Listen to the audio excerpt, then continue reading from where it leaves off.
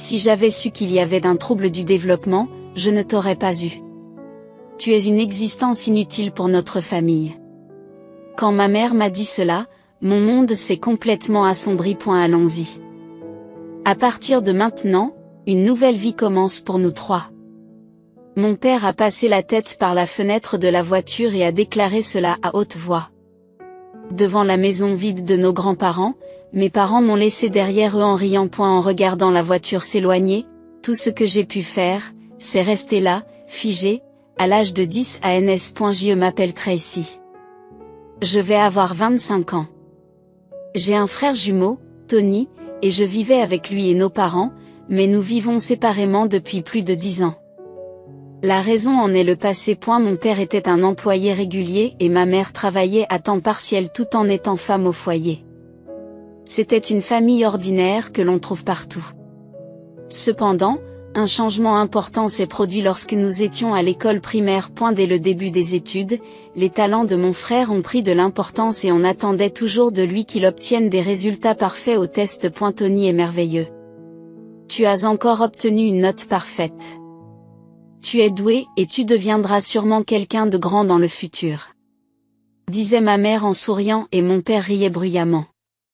Exactement. Et elle pourrait devenir un érudit, un médecin, ou peut-être un athlète.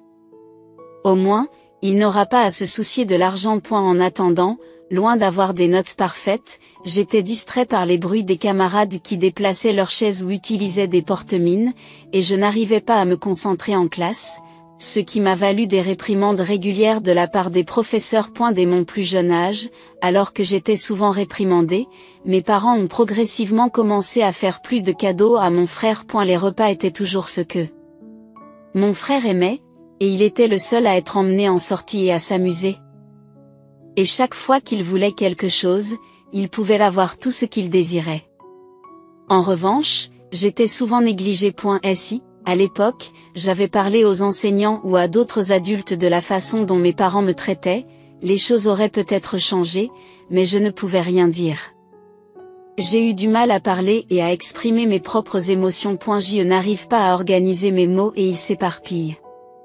Maintenant que je suis adulte, j'arrive à communiquer mes pensées, mais il m'arrive encore d'être mal comprise. Même lorsque je pense répondre de manière appropriée, sans comprendre l'intention de l'autre personne, il m'arrive de donner des réponses non pertinentes. D'après ma mère, je suis née avec un léger trouble du développement, et bien que j'ai progressivement réussi à faire plus de choses à l'âge adulte, j'ai encore beaucoup de difficultés, et en tant qu'enfant, j'étais difficile à gérer.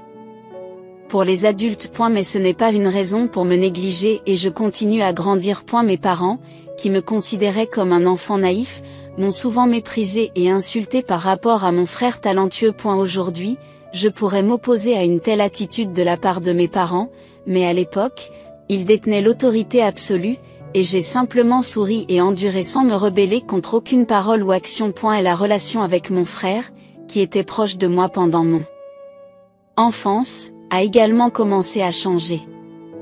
En grandissant, mon excellent frère n'a pas cherché à me comprendre et a commencé à me regarder bizarrement. Et ne me parle pas à l'école. C'est bien que nos visages soient différents. Je ne voudrais pas que l'on pense que nous sommes frères et sœurs. Tais-toi, parce que tu es stupide. En un rien de temps, les mots gentils de mon frère ont disparu, il m'a méprisé comme si j'étais dégoûtant et a fini par m'ignorer complètement. Naturellement, mes parents n'ont pas prêté attention à la façon dont ils se comportaient avec moi. Je n'ai tout simplement plus reçu d'attention ni d'affection de la part de mes parents, et mes journées se sont résumées à un minimum de soins. Les jours spéciaux, comme les anniversaires ou Noël, mes parents emmenaient mon frère au restaurant. Pour moi, il n'y avait pas de gâteaux spéciaux, de friandises ou de cadeaux, juste un repas préparé au supermarché avec un autocollant de réduction, et j'étais laissée seule pour garder la maison. Même pendant les fêtes de fin d'année, c'était la même chose pour moi. Tu restes dans ta chambre, parce que je ne peux pas me concentrer avec toi. C'est ce que mon père m'a dit, et ma fête du Nouvel An s'est résumée à manger des snacks seule dans ma chambre, en essayant d'entendre les voix joyeuses du salon. Tu n'as pas besoin de matériel d'étude, puisque tu ne peux rien faire.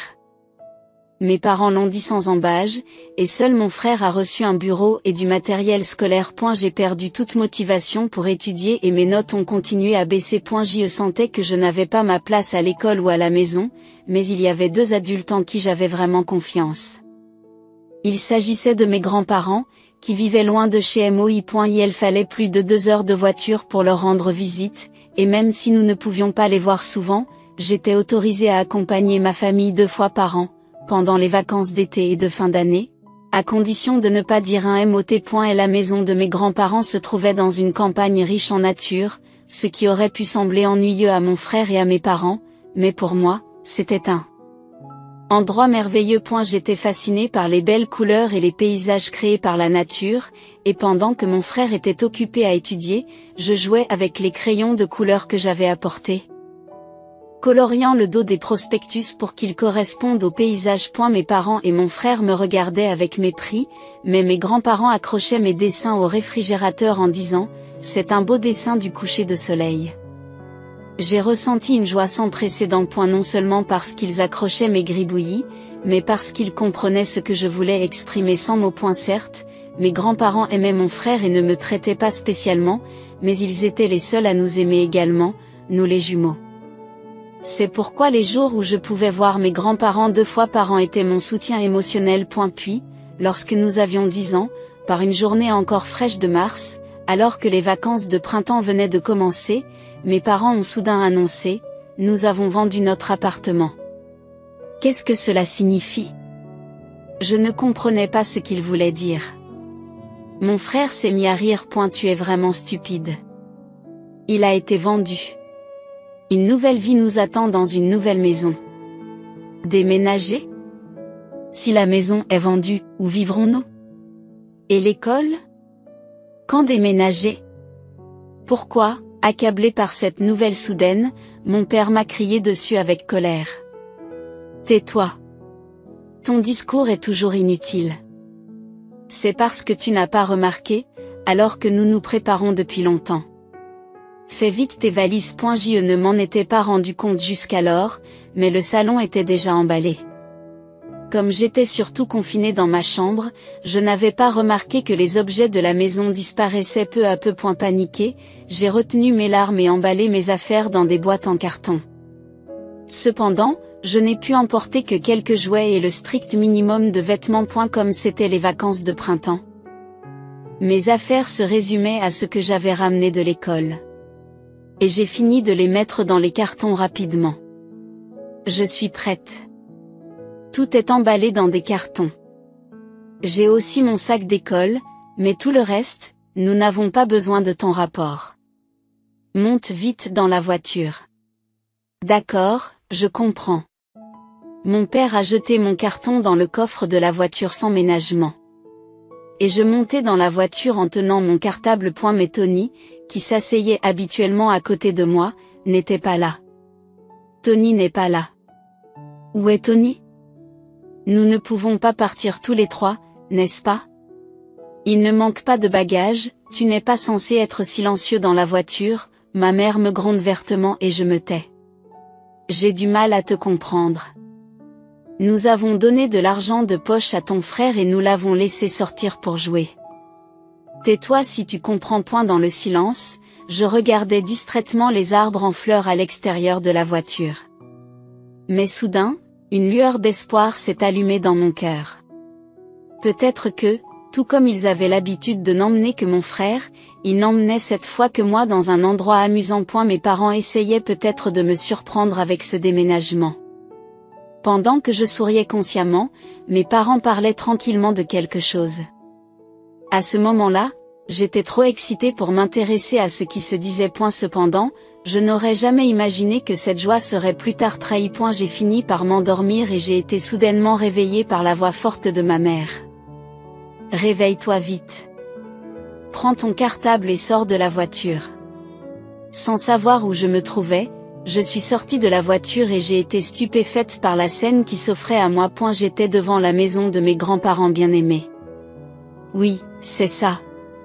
Grand-mère, grand-père. J'ai énergiquement essayé d'ouvrir la porte, mais je me suis soudain figée. La porte ne s'ouvrait pas. Elle était verrouillée. Maman. Je ne peux pas entrer. C'est vrai? C'est un jour de semaine aujourd'hui, ils sont probablement encore au travail. Quoi? Mais je viens de les appeler, ils vont bientôt revenir. On se voit? Mon père dépose grossièrement mes bagages devant l'entrée et retourne immédiatement à la voiture. Angoissée, je me suis empressée d'attraper la main de ma mère. Attendez. Où allez-vous? Maman, papa, attendez. Où allez-vous? Nous rentrons. On ne peut pas laisser ton frère seul, n'est-ce pas? Qu'est-ce qu'il y a? Ma mère m'a serré la main comme s'il s'agissait d'une évidence. Ton frère a été admis dans une école primaire privée réputée qui assure une progression dans les classes. Il a déjà décidé de s'y installer à la rentrée prochaine. Nous avons vendu l'appartement pour payer les frais de scolarité. Et nous déménageons dans une nouvelle maison pour lui. Mais le fait de vous avoir à ses côtés le distrait et augmente les frais de nourriture.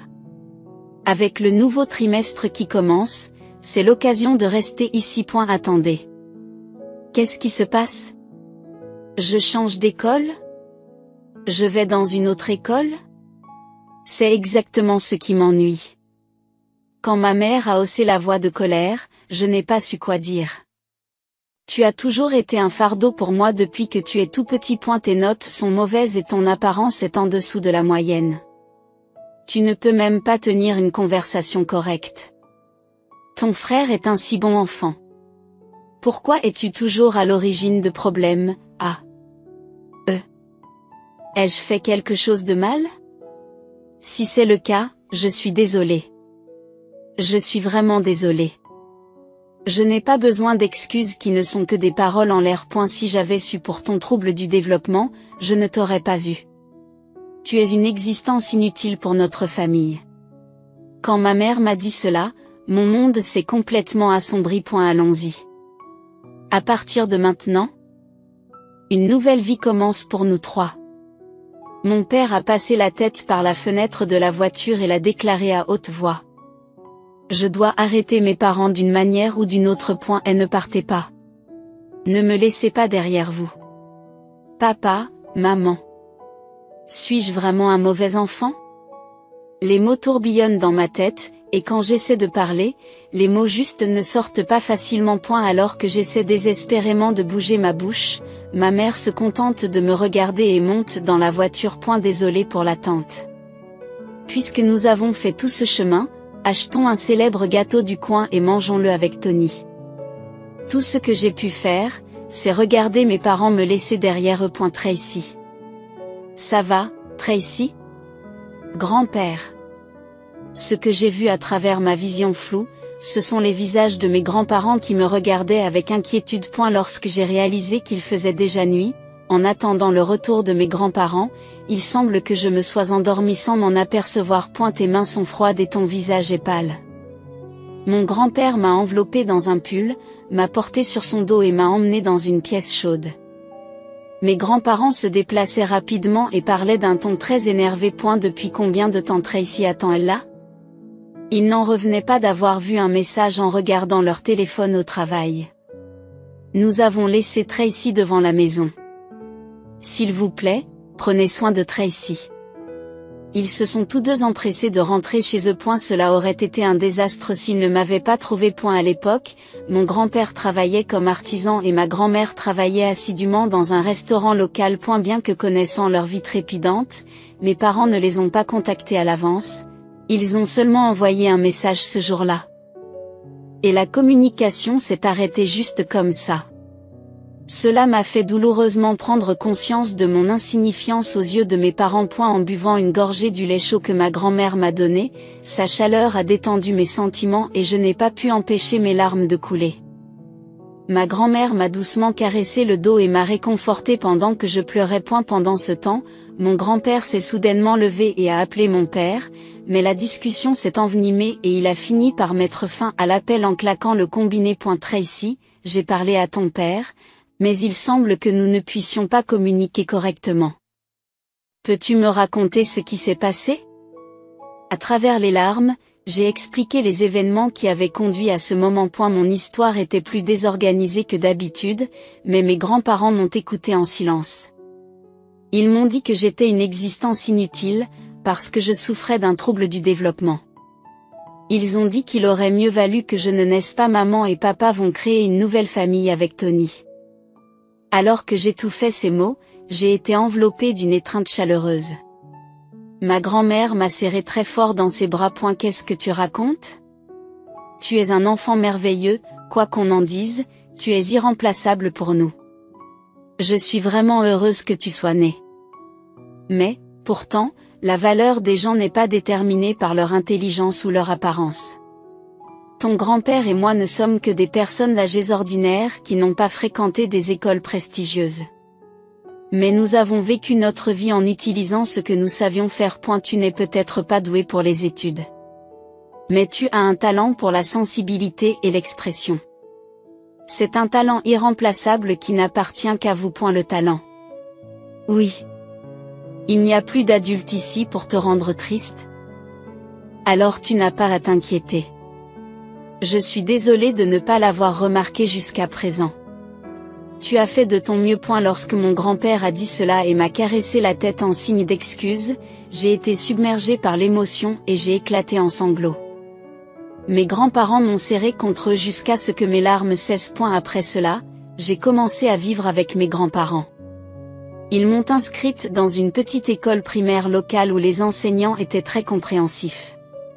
L'un d'entre eux a été la première personne, en dehors de mes grands-parents, à me comprendre vraiment. Comme il s'agit d'une zone rurale avec peu d'élèves, ils ont mis en place un programme éducatif adapté aux besoins individuels qui prenait en compte mes caractéristiques et m'aidait à progresser dans mes cours. Grâce à cela, mes notes, qui étaient auparavant médiocres, ont commencé à s'améliorer de manière significative. Même si j'avais du mal à communiquer, j'ai fini par accepter mes particularités et par me faire des amis.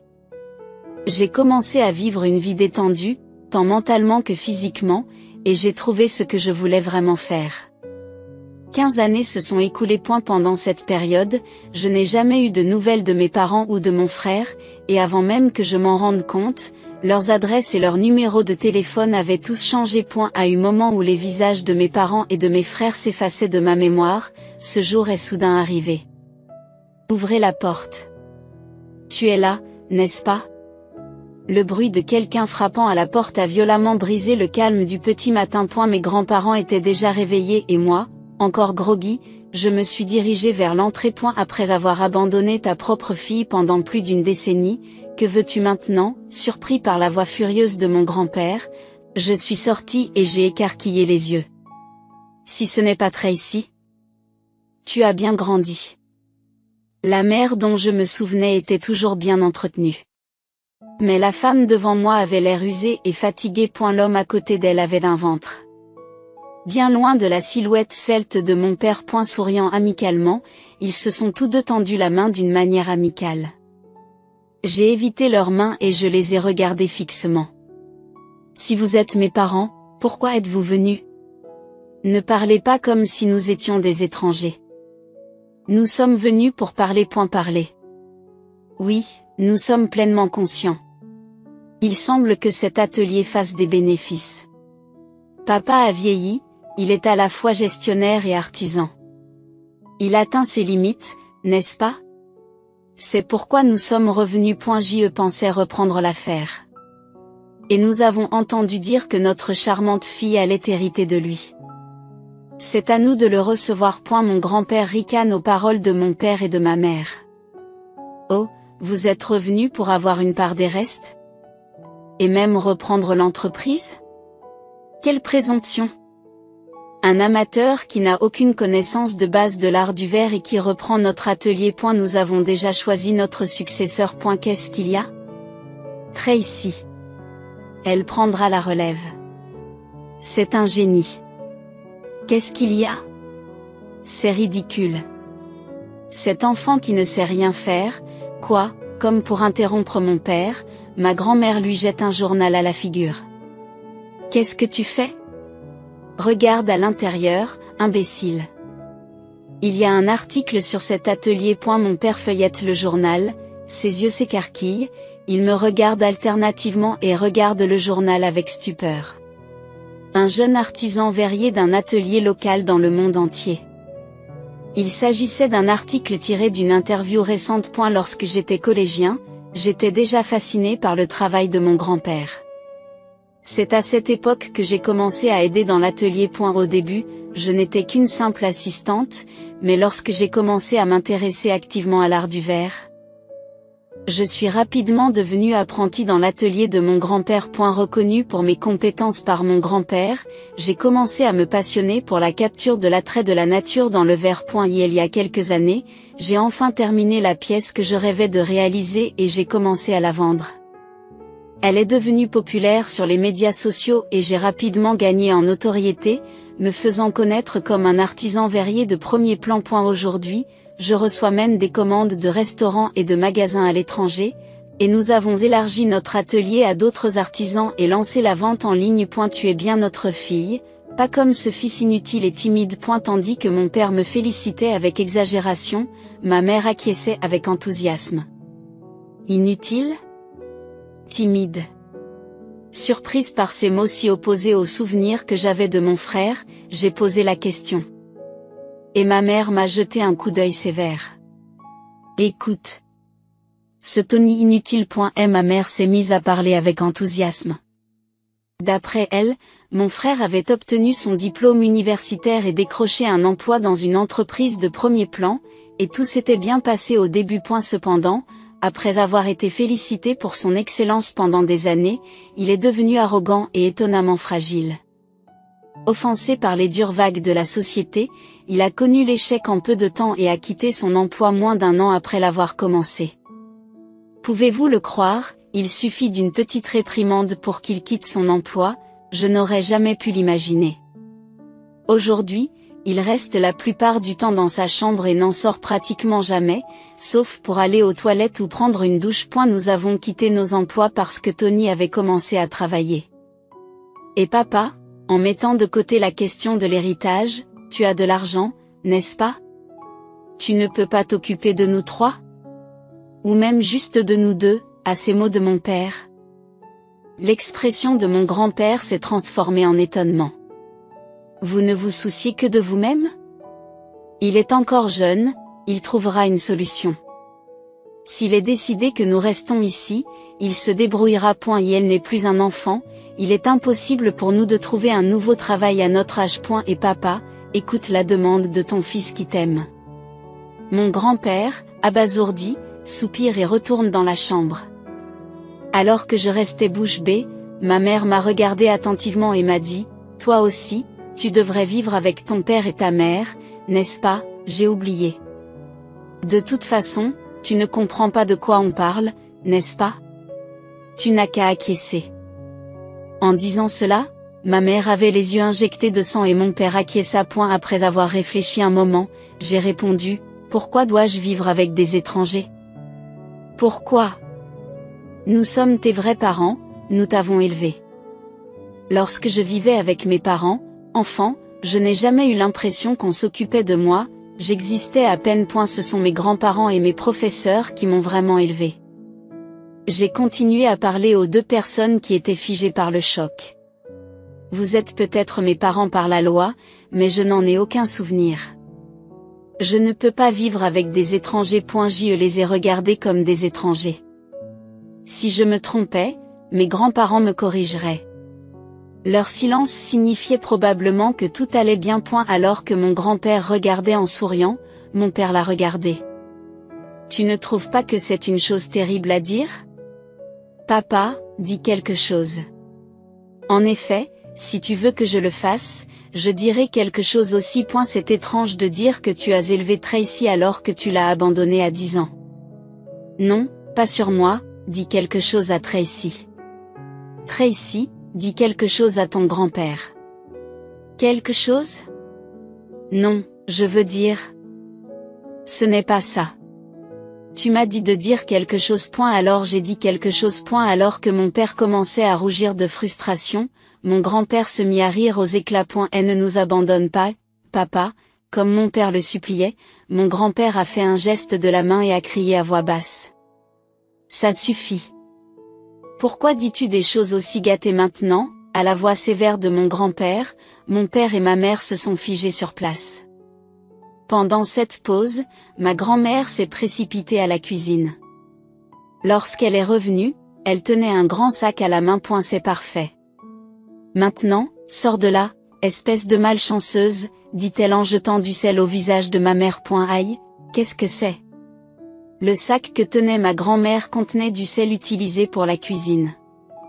Les parents qui abandonnent leurs enfants sont l'incarnation de la malchance, dit calmement ma grand-mère en continuant de jeter du sel au visage de mes parents. Retournez-y. Je continuerai à jeter du sel jusqu'à ce que vous partiez. Nous avons beaucoup de sel, alors soyez prêts, déclara ma grand-mère. À côté d'elle, mon grand-père tenait un nouveau sac. Il a crié partez en lançant du sel avec force. Le sel vola avec force, frappant directement mes parents au visage. Papa. Maman, arrête. S'il vous plaît. Arrêtez déjà, ont crié mes parents. Cependant, mes grands-parents ont continué à jeter le sel sans émotion, en criant, revenez déjà. Ne revenez jamais, ont-ils crié tandis que mes parents s'accrochaient désespérément à ma main. Tu vas abandonner tes propres parents? Nous croulons sous les dettes et luttons pour vivre. La famille ne devrait-elle pas nous aider, ont-ils dit. Ma famille, ce ne sont que mes grands-parents, ai-je répondu. J'ai secoué avec force leurs mains ridées. Alors que mes parents s'effondraient à mes côtés, j'ai pris le sac de ma grand-mère et j'ai déclaré, c'est un adieu pour toujours. En disant cela, j'ai vidé le contenu du sac sur mes parents. Ce moment a été décisif et mes parents, découragés, ont fui comme s'ils s'enfuyaient. Au fil du temps, mon frère est apparu dans notre atelier. Les agents de recouvrement qui poursuivaient mes parents avaient laissé mon frère derrière eux lorsqu'ils s'étaient enfuis de la maison pendant la nuit. Bientôt, les agents de recouvrement sont venus, ont expulsé mon frère et l'ont laissé désemparé. La police l'a recueilli, en tant que seul parent, a contacté mes grands-parents. Celui qui ne travaille pas ne mange pas. Si tu travailles dur et que tu aides à l'atelier, nous te fournirons un logement et des repas. Qu'en dis-tu? Mon grand-père a fait sa proposition. Étonnamment, mon frère a tout de suite accepté. Son travail à l'atelier n'était pas encore parfait et il était souvent réprimandé par mon grand-père et d'autres membres du personnel, mais une fois qu'il a commencé à faire preuve de talent dans la vente en ligne et la comptabilité, il est devenu indispensable à l'atelier. Mon frère, qui a grandi, a honte de ses actes passés et reconnaît et soutient désormais mes capacités. Il est encore trop tôt pour dire que nous nous sommes réconciliés, mais je trouve à la fois agréable et embarrassant qu'il me traite à nouveau avec gentillesse. Il est intéressant de noter qu'au moment où mon frère s'habituait au travail de l'atelier et commençait à être reconnu par tout le monde, il semble que nos parents l'aient soudainement contacté. Tony, où es-tu et que fais-tu? Ça devient dangereux ici. Au pire, nous pourrions finir sur un bateau de pêche. Aidez-nous, s'il vous plaît. Ignorant toute mention du bien-être de mon frère après qu'il l'ait laissé derrière eux et ne se concentrant que sur eux-mêmes, mon frère a complètement perdu patience. Il a ensuite changé tous ses numéros de téléphone et ses adresses électroniques, coupant ainsi tout moyen de contact avec nos parents. Je me demande si ces deux-là travaillent sur la mer en ce moment. En conséquence, mon frère et moi nous sentons vraiment soulagés d'avoir échappé à ses parents. Et la table entourée de mes grands-parents, de mon frère et de moi-même n'a peut-être pas de plats spéciaux, mais elle est chaleureuse et réconfortante. Dans un plat un peu difforme préparé par mon frère, il y a de la purée de pommes de terre cuisinée par ma grand-mère. Mon grand-père déguste sa bière dans un verre que j'ai fabriqué. Je ressens enfin un bonheur que je n'ai pas pu connaître dans mon enfance.